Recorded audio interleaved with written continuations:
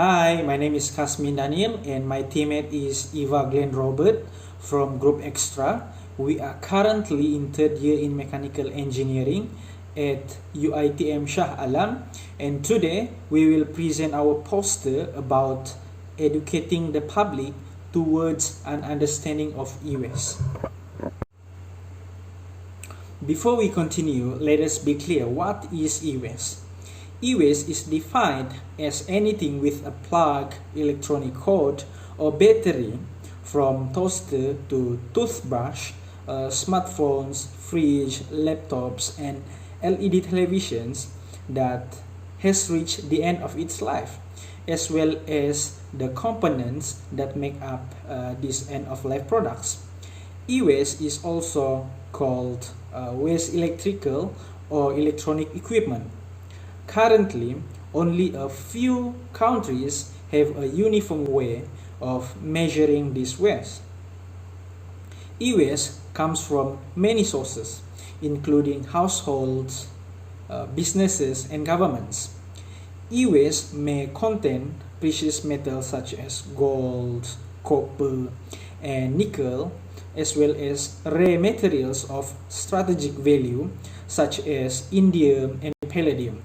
A lot of these metals could be recovered, recycled, and used as secondary raw materials for new goods. The challenge is the incredible complexity of doing this. A product can be made up of more than 1,000 different substances. E-waste may represent only 2% of solid waste streams, yet it can represent 70% of the hazardous waste that end up in landfill. This can be proven when up to 60 elements from the periodic table can be found in complex electronics such as smartphones. When talk about electronic waste, why should we care about it?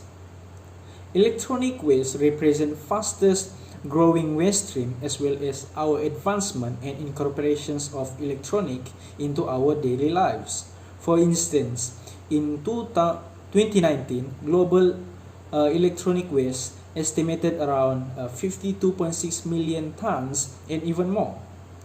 Plus, electronic waste contains a lot of harmful chemicals such as leads in CRTs of computers and mercury in flat panel.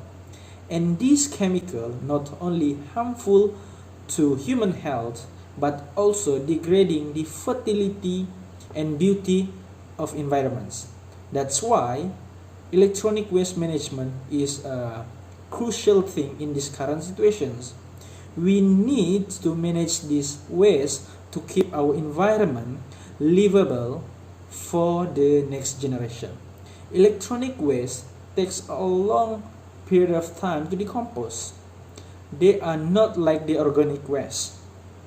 Organic waste takes short time to decompose, and they do not do any harm to the earth.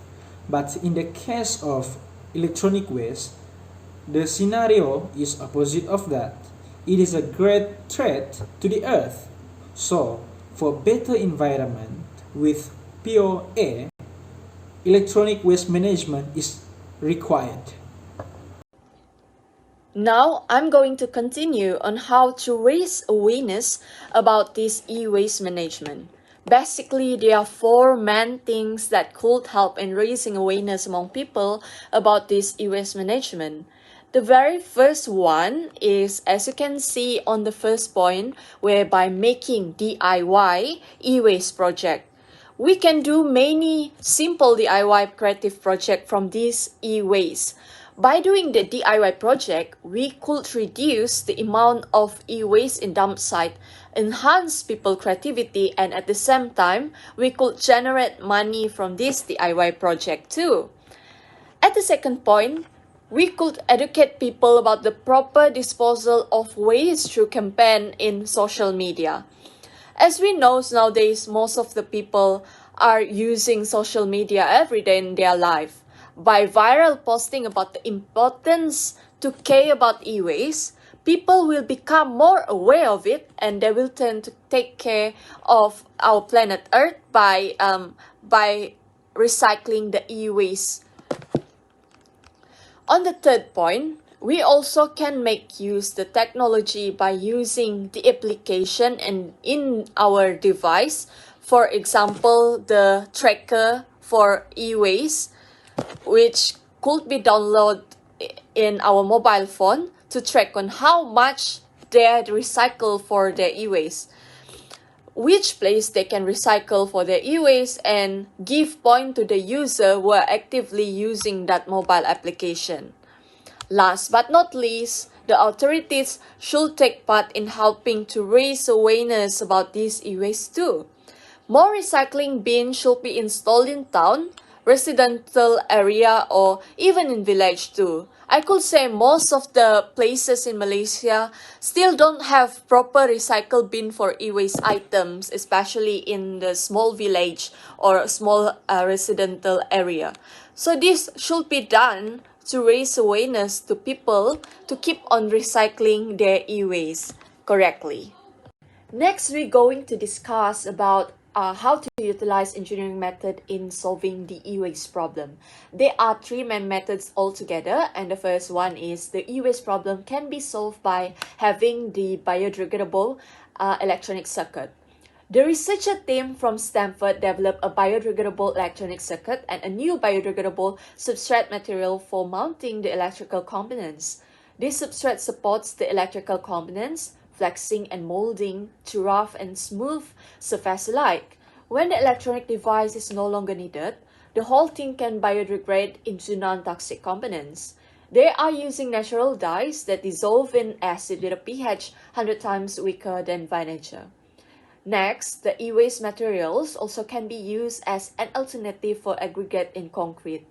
In the present study, the influence of e-waste as a partial replacement of coarse aggregate and concrete mixture is investigated. The mixed design of M20 grade of concrete for normal mix and with the partial replacement of coarse aggregates with the e-waste material with different percentage was carried out. From the present study, it can be concluded that e-waste material can be used as a partial replacement of coarse aggregate up to 15%. It is also shown that e-waste material could be used in concrete and reduce the waste to be ended up in the dump site. Last but not least, the e-waste problem can be solved by using incineration. Incineration is a waste treatment process that involves the combustion of substances contained in waste materials. Incineration of waste materials converts the waste into ash, flue gas, and heat. The ash is mostly formed by the inorganic constituents of the waste and may take the form of solid lumps or particulates carried by the flue gas. Incinerators reduce the solid mass of the original waste by 80% to 85% and the volume by 95% to 96% depending on composition and degree of recovery of materials such as metals from the ash or for recycling.